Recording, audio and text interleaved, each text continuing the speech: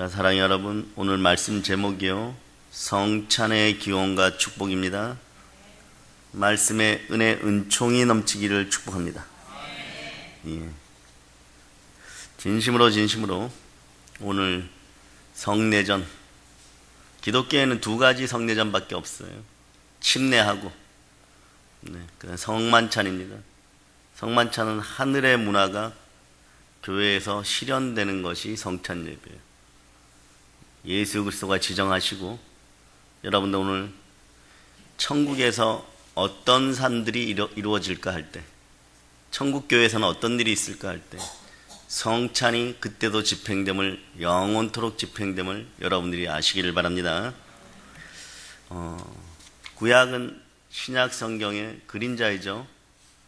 여러분 혹시 구약의 성찬식이 집행되는 장면이 있는 것이 어디에 있습니까? 성경에 보면 구약에 성찬이 집행되는 장면이 있어요. 아니, 그런 게 어디 있습니까?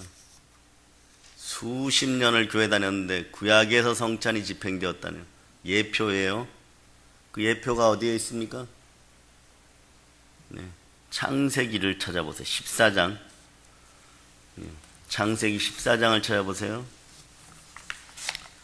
창세기 14장 보면 13절 이하에 보면 성찬을 예표하는 사건들이 나옵니다. 그돌라오메라고 하는 포악한 왕이 많은 군사를 끌고 소돔과 고모라를 침범하게 되죠.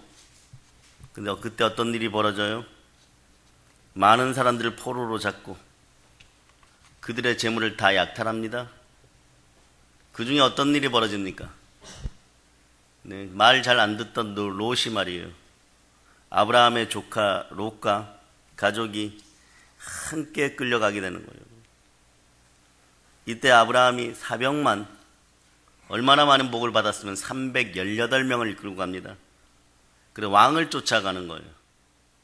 쉽지 않은데 그돌라움의 왕을 쫓아가서 이 사람들을 섬멸하고 빼앗겼던 재물과 사람들을 데리고 돌아옵니다. 이때 이제 지나가던 길에 누구를 만나게 되는데, 그분이 누구냐 그러면 평강의 왕 살렘 왕 멜기세덱을 만나게 됩니다. 살렘 왕 멜기세덱이 떡과 포도주를 들고 나와서 아브라함에게 먹게 한 다음에 이렇게 외치죠. 천지의 주제시여, 지극히 높으신 하나님이여, 아브라함에게 축복해 주시옵소서. 이렇게 축복합니다.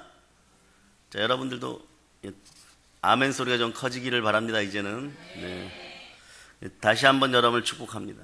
천지의 주제시여, 지극히 높으신 하나님이여, 우리 믿음의 형제들을 축복해 주시옵소서.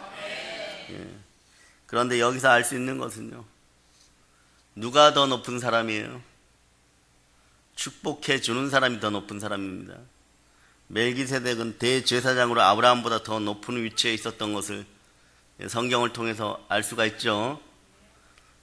그 증거는 아브라함이 멜기세덱에게 11조를 바치고 멜기세덱이 아브라함에게 권위 있게 하나님의 이름을 빌어서 축복합니다. 여러분에게도 그런 놀라운 은혜, 은총이 함께하기를 바랍니다. 성만찬을 통해서 그런 역사가 일어나는 거예요. 그래서 히브리서를 보면요, 멜기세덱은 예수 그리스도의 모형이라고 나옵니다. 그림자 시대의 말이에요. 멜기세덱은 예수 그리스도의 모형입니다. 그 멜기세덱에 대해서는 할 얘기가 너무너무 많지만 다음번에 한번 우리가 함께 정리하도록 하겠습니다. 히브리서 6장 20절에 보면, 자, 한번 찾아보세요. 히브리서 6장 20절.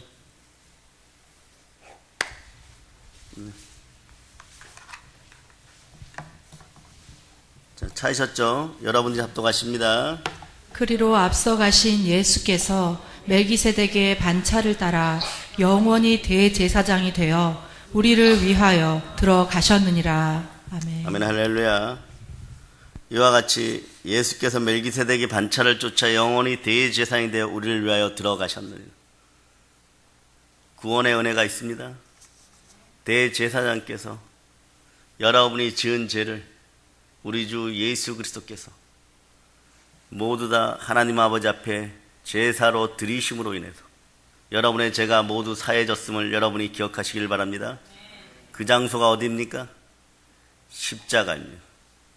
십자가의 놀라운 은혜가 여러분과 함께 하기를 축복합니다. 아멘. 아멘 할렐루야. 자, 이와 같이 멜기세덱은 떡과 포도주를 주어서 먹게 한 후 아브라함을 축복합니다. 구약에서도 보면 축복하고 사랑하는 사람들을 위해서 성찬의 예표처럼 떡과 포도주를 나누는 것이에요. 그것이 오늘 성만찬으로 이어지게 되었음을 여러분이 기억하시기를 바랍니다. 예표되지 않고 알려주지 않은 것은요, 그 어떤 것도 신약 성경에서 나오지 않습니다. 그대로 모든 것이 연결됨을 여러분이 기억하시기를 바랍니다. 사랑하는 여러분, 오늘날 우리 주 예수 그리스도께서 우리를 축복하십니다. 여러분, 십자가에서 자신의 살과 핏을 찢어 우리를 구원하신 보혈의 하나님이 누구십니까? 예, 그 예수 그리스도께서 오늘 우리를 먹고 마시게 하시며 영혼이 잘된 같이 범사가 잘되고 강건케 하시는 축복이 여러분에게 넘치기를 축원합니다. 여러분이 성찬을 뗀 후에 하나님의 축복이 임하고 우리 심령의 은혜와 기쁨이 넘치며 생활 속에 올무와 저주의 사슬과 가난의 연결고리가 완전히 끊어짐을 선포합니다. 그리고 아픈 육체, 병든 육체가 치료되는 놀라운 역사가 일어남을 선포합니다. 바로 성찬 속에 이와 같이 놀라운 하나님의 축복이 담겨져 있어요. 이 사실을 깨닫고 기대하는 마음으로 참여할 때 성찬의 축복이 우리에게 임하는 것입니다. 여러분, 종교개혁자 하면 누가 떠오르십니까? 마르틴 루터가 떠오르죠. 칼빈, 쯔빙글리와 함께 1520년에 종교개혁을 단행합니다. 그러면서 4가지 작품을 쓰는데요. 십계명을 바탕으로 첫 번째 작품이 선행에 관한 설교라는 그런 설교집을 냅니다. 이게 종교개혁을 시도하고 남긴 첫 작품이에요. 그 다음에 독일 귀족에게 보내는 글 하면서 그해 7월 달에 또 발표를 합니다. 그러면서 모두가 종교개혁에 동참할 것을 호소하죠.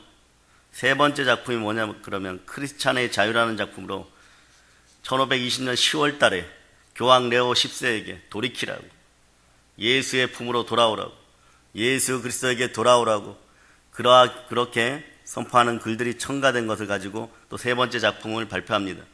이건 종교개혁과 관련되어 있죠. 그러니까 종교개혁과 관련되어서 4번째 작품이 나오는데 이것이 성찬 예식과 관련되어 있습니다. 4번째 작품은 교회의 바벨론 강금이라는 작품이 있습니다.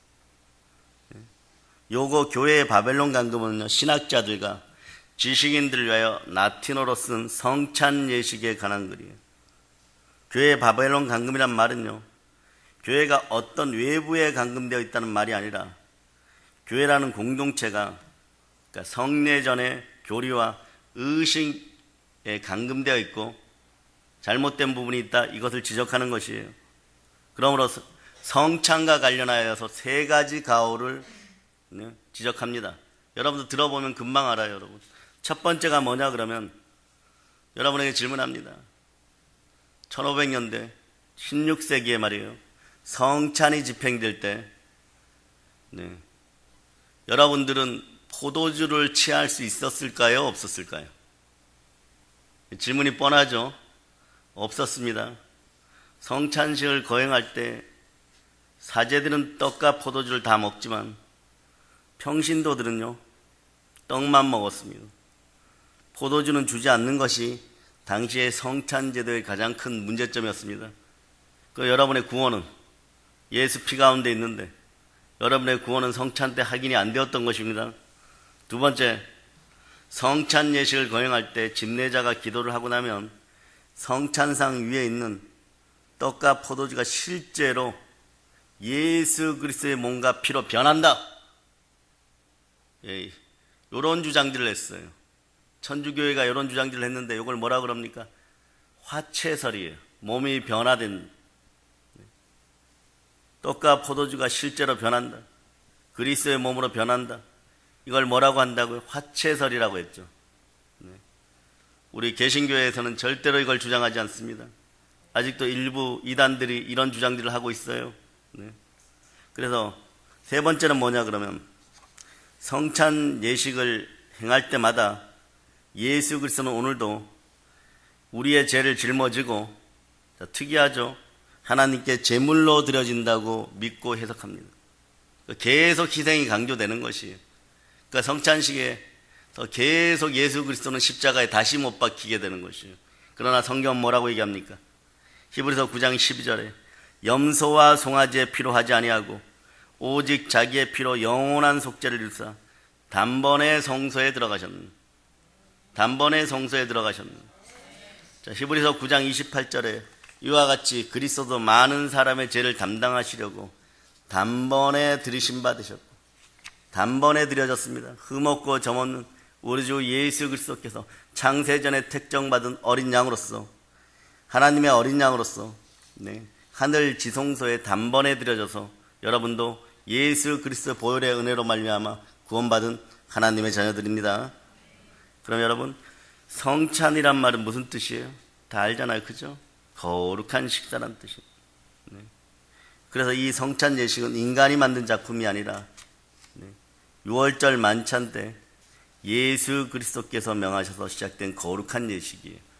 그러니까 구약의 율례와 율법이 성찬 예식으로 말미암아 만찬에서 성찬으로 바뀌는 사건입니다. 과거에 여러분의 모든 죄들이 속량받고 이제 새로운 시대가 여러분들이 성찬을 취하면서 시작되었음을 여러분 느끼시기를 바랍니다. 성찬이라는 것이요, 신비스러운 거룩한 식사이고 영적인 식사가 되기를 축복합니다. 여러분, 죄된 본성을 지닌 인간이요, 아무리 깊이 연구하고 생각하고 수양하여도 하나님과 하나가 될 수 있습니까? 이웃과도 하나가 될 수 없죠. 죄가 없으신 예수 그리스도께서 십자가 위에서 나를 위하여 몸짓고 피 흘려 죄의 문제를 해결하셨습니다. 그 결과 하나님과 인간, 그리고 인간과 인간의 하나됨이 이루어졌음을 여러분이 아시기 바랍니다. 십자가에서 몸짓고 피 흘려 구원을 다 이루셨어요. 그러므로 우리는 그 찢기신 그 살을 상징하는 떡, 원래는 빵이죠, 빵. 그런데 한국에는 떡으로 이렇게 표현되어 있어요. 빵을 우리가 믿음으로 받아 먹고 흘리신 피를 상징하는 포도주를 우리가 믿음으로 받아 드심으로 그 조그만 떡과 잔이 우리 주 예수 그리스도의 은혜 가운데 신비한 것들이 역사하기 시작합니다. 단 믿음으로 취할 때 그런 것이 여러분, 믿음으로 먹은 그 사람의 몸속에 들어가 첫째는 먼저 하나님과 하나 되고 둘째는 믿음의 형제들과 하나 되는 놀라운 역사가 일어나는 것입니다. 그리고 이 성찬을 통하여서 여러분들은 하나하나 연결됨을 여러분들이 느끼셔야 될 겁니다. 믿음의 형제들이요, 연결고리가 있음을 여러분 기억하시기를 바랍니다. 자, 좌우를 보세요. 저와 연결되셨습니다. 그래서 성찬은 하나님을 믿고 예수 그리스도를 구주로 믿는 모든 사람들의 몸을 다 연결했습니다. 예수 그리스도의 몸 안에서 한 형제요, 자매라는 신비한 역사가 일어나는 것입니다. 이런 역사를 이루는 예수 그리스도를 성경에서 뭐라고 얘기합니까?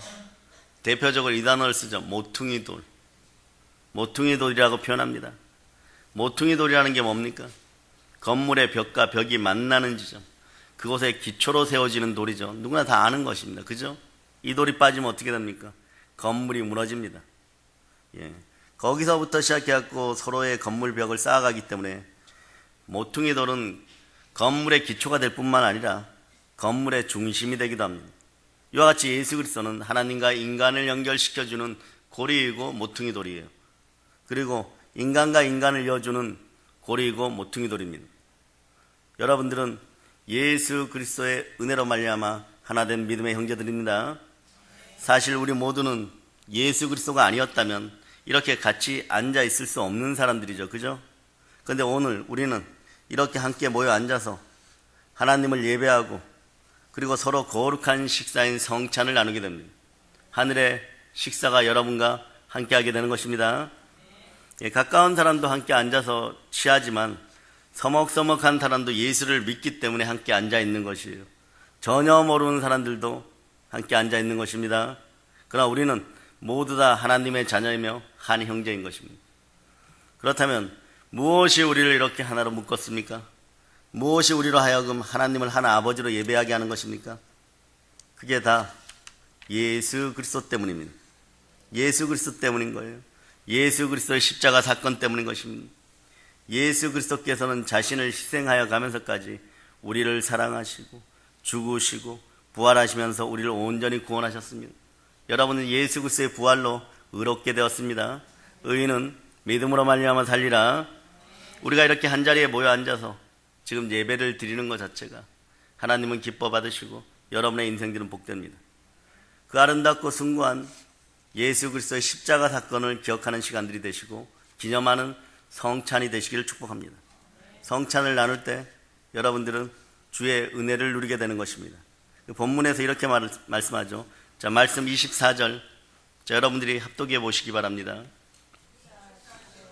이르시되 이것은 너희를 위하는 내 몸이니 이것을 행하여 나를 기념하라 하시고. 이것은 너희를 위하는 내 몸이니 이것을 행하여 나를 기념하라 하고. 오늘 본문에 등장하는 고린도 교회는요, 그리스 고린도 지역에 예수님 태어나기 전을 BC라 그러죠. 그죠? 네. 그리고 예수님 태어나신 이유는요, AD라 그러죠. AD 50년경에 세워진 교회예요. 그런데 이 고린도 교회가 위치한 이 고린도라는 지역은 항구입니다. 로마 제국 내에서도 매우 번성하는 항구 도시예요. 우리로 따지면 인천이나 부산 정도 됩니다. 네. 그런데 이 특별히 대도시나 항구 도시가 그렇듯이 무역과 상거래가 유명한 도시예요. 돈이 잘 돌아가고 부유한 도시입니다. 그리고 거기에 여러 나라의 문화들도 공존합니다. 특히 그리스의 각종 철학적 종교와 이방 신전이 질비한 우상 숭배의 도시입니다. 이러한 도시에 교회가 세워지는 것은 사실 어려운 일이에요. 그 당시에 말이에요. 그러나 하나님께서 허락하셨습니다. 그러나 교회 안에 문제가 생기는 거예요. 물질주의, 즉 근권주의, 물량제일주의, 혼합주의, 인본주의, 막 이방 종교 속에 있었던 빈부격차 등이 옵니다. 오늘 본문 아래 위로 읽어보면요, 네. 부자들이 노예로 개종하거나 종이었던 사람들이 개종하여서 저녁에 예배 드리려고 오기 전에 미리 애찬을 싸가지고 와요. 자기들끼리 먹고 이미 술에 취하는 사람들도 있습니다.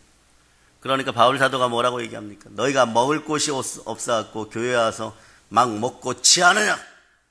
그렇게까지 야단을 칩니다. 네. 여러분, 가난한 사람도 우리의 믿음의 형제이고 부유한 사람도 믿음의 형제입니다. 서로가 하나 되어서 소외됨이 없도록 하시고, 그러려면 어떻게 얘기합니까? 성경이 얘기합니다. 사도들이 큰 권능으로 부활을 증거하니까 많은 사람들이 큰 은혜를 받아서 여러분, 가난한 사람들이 초대교회에서 사라졌다고 하는 것이에요. 그 역사가 여러분에게도 있기를 바랍니다.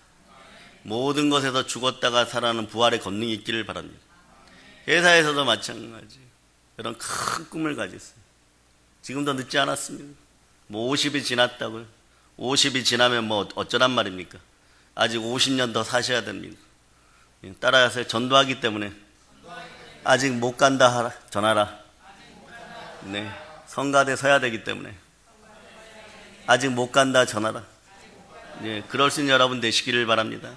축복의 은혜가 함께하기를 바랍니다. 부산에서 박종호 집사님이란 분하고 네 분이 오셨는데요. 산청하고 금요일날 오셨다가 토요일날 예배드리고 가셨어요. 근데 그분들 중에 성형외과를 하는 분이 있어요. 그 주일 저녁에 이렇게 들어와서 저 맨 뒷자리에 앉으셨는데 그 성형외과를 하시는 간호사분이신데요. 남편이 의사시고 제 코만 보이더라는 거예요. 네.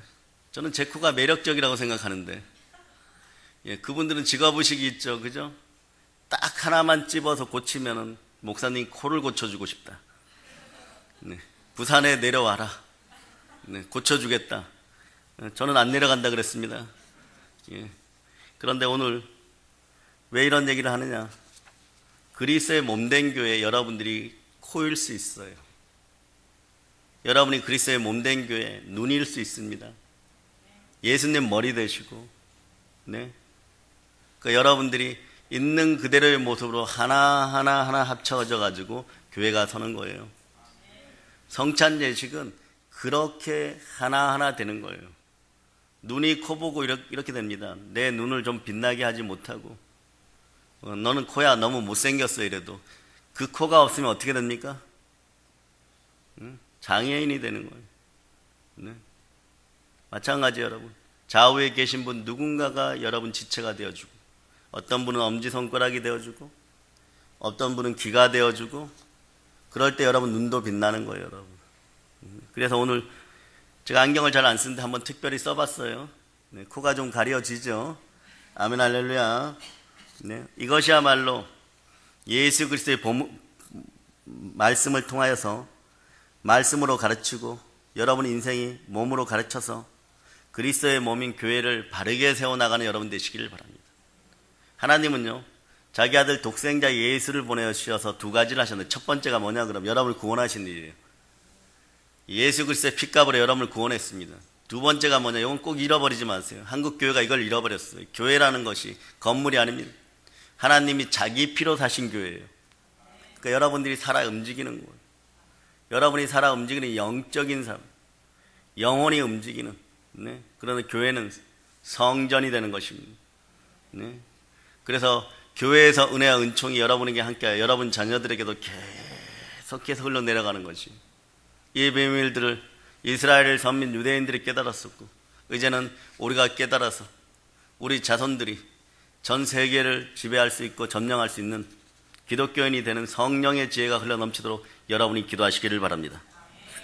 그래서 성찬 예식을 이제 곧 거행하겠습니다. 그런데 이렇게 시작한 성찬 예식이 초대교회에서 중세교회 시대까지 교회 안에서 당연하게 가장 중요한 행사로 자리를 차지하게 되었죠. 그런데 문제가 발생하기 시작합니다. 떡과 포도주에 대해서 그 놀라운 역사가 함께하는 걸 자꾸 경험하다 보니까 사람들이 확대 해석을 해가지고 의미를 확대 해석하기 시작해요. 가령 이런 거예요. 모세와 함께 이스라엘 백성들이 광야에 막 나왔죠. 나와서 어떤 일이 벌어집니까? 불순종하다 보니까 하나님 불뱀을 보내요. 실제로 불뱀을 조사해 보니까 방울뱀보다 더 작은 종류인데 색깔이 붉고 물리면 코브라한테 물린 것보다 훨씬 더 아파요. 빨리 죽습니다. 그럴 때 많은 사람들이 물렸어요. 죽어갑니다. 그럴 때 하나님이 제시한 방법이 무엇입니까? 모세가 죽도록 또 기도하여서 제시한 방법이 노뱀을 만들어갖고 노뱀이 크게 만들어서 사실은 작게 만들어졌어요. 장대만 높이 솟은 거예요.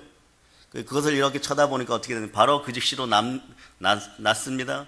높이 해놓고 진영 어디에서나 쳐다보면 낫는 거예요. 여러분은 장대에 매달리신 예수 그리스도를 보셨습니까? 여러분의 인생이 복됩니다. 그러면 그것이 이제 그 상황에서 끝났으면 치워버리든가 없애버렸으면 좋을 텐데 이 모세와 함께하고 치유받은 사람들이 이걸 막 성막이 움직일 때마다 하나님께서 주신 보물이라고 생각해가지고 막 그것을 경배하다가 나중에 요시아 임금 때 종교개혁할 때 이게 제일 먼저 이 장대부터 없앴어요. 치유 대상이 경배의 대상, 예수의 자리를 대신 차지해서는 안 됩니다. 우리 마음속에서도 마찬가지예요. 떡과 포도주가 때로는 여러분의 몸을 치유하고 여러분의 삶을 회복할 수 있습니다. 믿음으로 받아들이고 아플 때 받아들였을 때 여러분의 가난의 문제도 해결될 수 있어요. 그러나 그것이 경배의 대상이 되어서는 안 된다는 것이에요. 물론 그리스도에 사는 참된 양식이고 그의 피는 참된 음료입니다.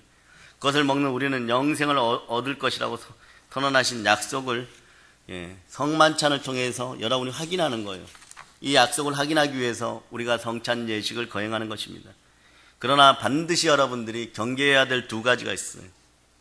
성찬 떡과 포도주를 너무 소홀하게 여기고 경시함으로써 그냥 뭐 한 달에 한 번 하니까 나와서 먹는다 뭐 이런 식으로 얘기해서 그리스도께서 정하신 성만찬을 너무 격화시키셔서도 안 되고 또 너무 과도하게 격상시켜갖고 찬양해가지고 거기에 그리스도의 몸과 피가 다시 살아난다 뭐 이런 식으로 신비하게 올려서도 안 되는 것이 여러분.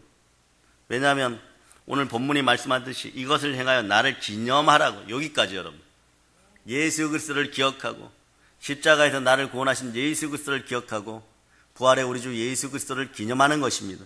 그러나 절하라, 경배하라, 예배하라 그렇게 하지 않았습니다. 경배의 대상이 아님을 여러분들이 아시기를 바랍니다. 그래서 특별히 대한민국에 생겨났던 많은 이단론자들이 뭐라고 이걸 가지고 성만찬을 악용했냐 그러면요. 만일 그것이 예수의 몸이라면 그 몸 속에 영혼과 신성이 함께 있으니까 몸에서 분리될 수 없는 능력이 있으니까 우리는 이것을 예배해야 된다. 이러고 어떤 이단 집단은 성찬 밀떡 몇 개 갖다 놓고 또 유리병에다 포도주 갖다 놓고 그것에 절하게 한 적도 있어요, 여러분. 여러분들은 이런 망령된 일들을 행하지 않기에 하나님께 너무 감사할 수 있는 여러분 되시기를 바랍니다. 그러므로 성찬의 바른 의미가 무엇입니까? 성찬에 바르게 참여한다는 것은요, 예수 그리스도의 은혜를 분명히 알고 하나님의 사랑 가운데 기도하는 가운데 거룩하게 참여하고 오히려 참여할 때 성찬을 취하는 그 감동 가운데 여러분이 사랑하는 믿음의 형제들의 아픔을 위해서 기도할 수 있는 여러분 되시기를 바랍니다. 사람은 다 아파요, 여러분. 아픔이 있어요. 문제점이 있어요. 그것을 위해서 기도하시기를 바랍니다. 놀라운 은혜와 신비한 체험이 여러분과 함께함을 선포합니다. 그럴 때 다가오는 거예요. 믿음으로 성찬을 취할 때 놀라운 은혜가 여러분과 함께하는 거예요. 오늘 이 시간에는 회복과 치유의 역사가 함께하기를 축복합니다. 아픈 몸이 치유되고 가난이 떠나가는 그런 놀라운 시간들이 되기를 바랍니다. 사랑하는 여러분, 우리는 성만찬을 통하여 그리스도의 몸의 지체인 우리 성도들 개개인이 주 안에서 하나 되어져감을 깨달아 알게 되는 것이에요. 한번 봅시다. 하나 되었을 때 어떤 역사가 일어납니까? 자, 사도행전 4장. 자, 4장 찾으셨죠? 자, 32절로부터 34절까지. 자, 여러분들이 합동하십니다. 믿는 무리가 한 마음과 한 뜻이 되어 모든 물건을 서로 통용하고 자기 재물을 조금이라도 자기 것이라 하는 이가 하나도 없더라. 사도들이 큰 권능으로 주 예수의 부활을 증언하니 무리가 큰 은혜를 받아 그 중에 가난한 사람이 없으니 이는 밭과 집 있는 자는 팔아 그 판 것의 값을 가져다가. 교회는 사랑의 공동체가 되고 신앙의 공동체가 되고 믿음의 공동체가 되어야 돼요. 교회의 핵심이 그것입니다. 그럴 때 여러분의 인생들도 빛나게 되어 있는 거예요. 서로를 돌아보고 아파하는 성도와 함께 기도하고 함께 아파해 줄 수 있는 그런 여러분이 되시기를 축복합니다. 기쁠 때 함께 기뻐하고 축하할 일 있으면 축하하고 그럴 때 진정한 그리스도의 사랑이 넘치는 교회가 될 것입니다. 그런 교회, 그런 성도가 그리스도의 성찬을 통하여 교회가 하나 되기를 소망하시는 우리 주 예수 그리스도의 뜻을 이루어주는 여러분 개개인이 되시기를 바랍니다.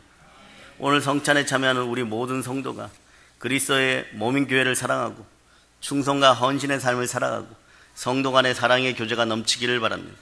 그럴 때 여러분 삶에서 회복과 또한 가난이 떠나가는 부흥의 역사가 있음을 믿습니다. 그리스도의 몸된 교회가 아름답게 성장하고 부흥하는 성령 하나님의 역사가 있기를 다시 한번 축복합니다. 특별히 말이에요. 여러분의 뼈마디 관절골수에 들어있는 차가운 기운들이 성찬을 취함으로 말미암아 완전히 빠져나가는 역사가 있기를 바랍니다. 또 우리 모두에게 성찬을 통하여 무한하신 하나님의 사랑하심과 예수 그리스도의 구속하심의 은혜가 넘칠저다. 특별히 성령의 좋은 은사들이 마구마구 넘치는 여러분 되시기를 바랍니다. 그리고 영혼이 잘 되고 범사가 잘 되고 강건하고 생명을 얻되 풍성히 얻게 되는 하늘의 복이 임하기를 우리 주 예수 그리스도의 이름으로 축복합니다. 본론 칩니다. 아멘 할렐루야.